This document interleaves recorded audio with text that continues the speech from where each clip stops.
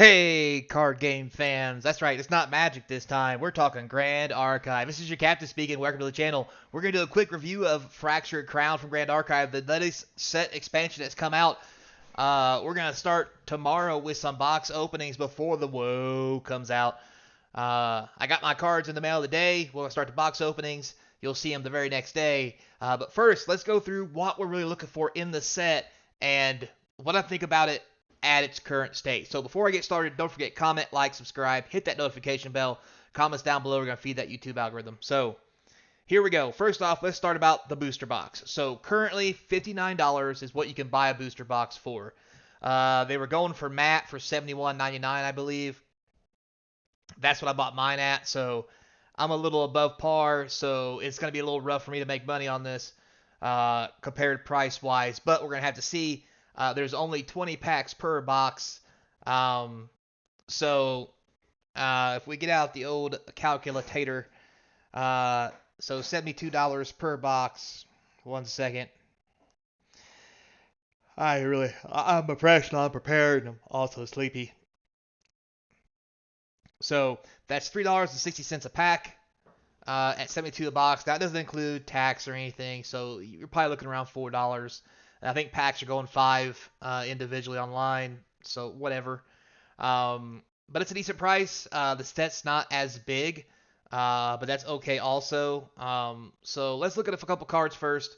And remember, as we get into this, there are reprints in this set that were in the older set, or that was in the original set, that is priced high only because they're foils, and I'll call that out as we go and kind of give you an overview of the actual set cards themselves and what they're currently going for. So as we look into it, we'll start top to bottom. So the Quicksilver Grail here, sorry about how shitty it looks. This thing is $1,000 foil. It's going for about 180 something regular. So this is the premier card. It's a Divine Relic. It's a Cleric Artifact. On enter, banish a non-champion card from your material deck face down. When you banish the Grail, you may play the banished card for 0. So this is basically an easy way to get a free cast out of your deck. I can see why this is so expensive. This is probably going to be the real Black Lotus moving forward of the set. So yeah, hoping we bust a couple of these. It's an ultra rare. Notice that. Keep that in mind. All right, now, so that is, other than collector rares, special edition rares, and foils, this is the prime normal card to hit. So it's going to be interesting to see how often we do that, especially with it being ultra rare. So, next, moving on, we have the super rare reprint of Drawn Blade. This is the foil price. There's no regular prices, so I'm going to assume this might only come in foil. Unless they just don't want to list the regular price, because it probably is pretty cheap. I'm not going to lie. But foils are going for $60. So if you can get a foil super rare, $60. But I'm going to be honest with you. All the foils from this set command, well, not this set, but the sets in general for Grand Archive, command an amazing premium. Because there aren't any of them, and people like to play with them, foil out their deck, and all the bling and good stuff. So, I mean, there's just that. So any foil we hit is probably going to be premium and help pay for boxes. So, next we have this list here. All reprints. Again, all these prices are foils. They've all been upgraded to super rare, which makes me wonder if the super rares are always going to be foil, if you get one. So, interesting. You see we got 50, 45, 35, 43, yada, yada, yada. So, moving on, we have some more. We have Beast Spawn Boots, Melodolus Flute, the Fire Bauble, and Beast Spawn Ears. Again, these were all regular 25-cent uncommon cards. These are foil prices, and not regular rare prices. So the foils, again, real premium. And it may just be because these are more collectible, because they only come in foil. Again, all super rares, upgraded from uncommons. Moving on, we have Curved Dagger, which is a reprint to super rare like before. It's only $12 as a foil. But now we get into the actual cards from the set. So you'll notice here, we have Merlin. It's running for about $7. We have a Quicksilver Grail here as well, which is $6. Spirit of the Wind, $4. So basically, the packs will pay for themselves if you can get these ultra or super rares. Let's go back to the other Quicksilver Grail real quick and take a look at it to see if we can see what the difference is. This is number 16, ultra rare. Interesting. So this one here is number 7. So that makes me wonder if number 16 is a special texture or some kind of foil. So maybe it is.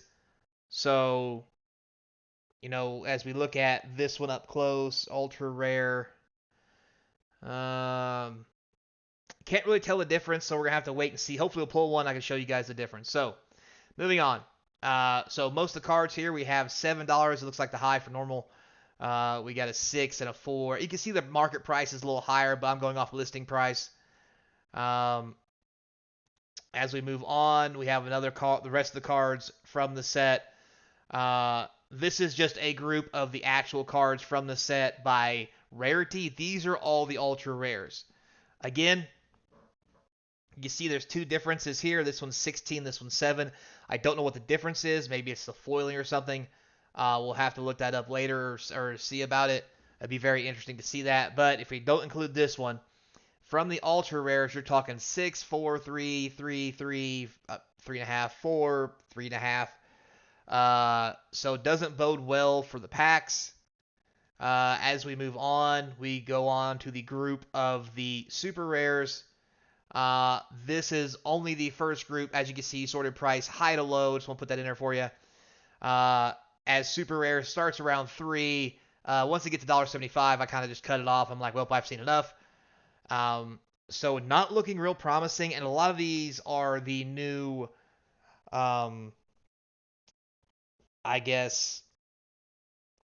characters that you can play. As you can see, there's a couple of them that aren't characters. Most of them are the new characters moving forward. So it's going to be interesting to see how this box opening pans out. Also, too, with it being a smaller set, how it pans out opening these boxes. I'm probably going to open a couple groups of boxes, see what I open, how it goes, and how far I go into number of boxes I open. Are really going to depend on what I pull and how small the set really is in retrospect to the number of cards I get out of it. Because I'm really looking to make a set, right? Because I like the cards, I like the art, I like the game. So really looking to just get me a play set of 4, one of every regalia, because you can only have one regalia at a time, yada, yada, yada. And one thing they did was they reduced the prints of regalia because you don't need as many because you only need one, and up the printing of things like super rares and stuff, which is very interesting. I'd like to see how that has an effect on the pull rate of these cards moving forward, because it will be very interesting to see how it all plays out in the end. So, with that said, I'm excited to get a look at the new cards, get a look at the new set. Now is probably a real good time if you're looking to buy some of these boxes to get them off TCG Player way below $71. I wouldn't be buying them expecting to get a lot of money, but I would buy them if you're looking to play the game and get a couple quick boxes to open for fun. Now, with that said, as cheap as these cards are, it's always better to buy singles, and these singles will be for sale on my TCG Player and eBay accounts, depending on what cards it is. A good chunk of it will be on TCG Player. I will make sets of this and the first set for commons and uncommons for those who just want to buy some bulk real quick at the cost of a box or two, normal box or two, like $100. So you can start off with all the commons and uncommons and then just buy into those rares and super rares, which, as you can see, is pretty cheap. So you can actually get playing and have some fun. So, with all that said, I am excited. I hope you guys are excited. I haven't talked about Grand Archive in quite a while. I haven't forgot about it.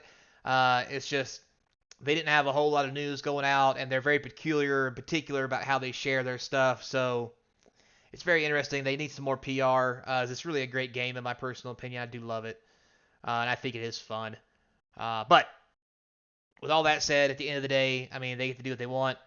Let's just hope it keeps going. I know we have Sorcery out now. We have Grand Archive. We have Flesh and Blood competing with Magic.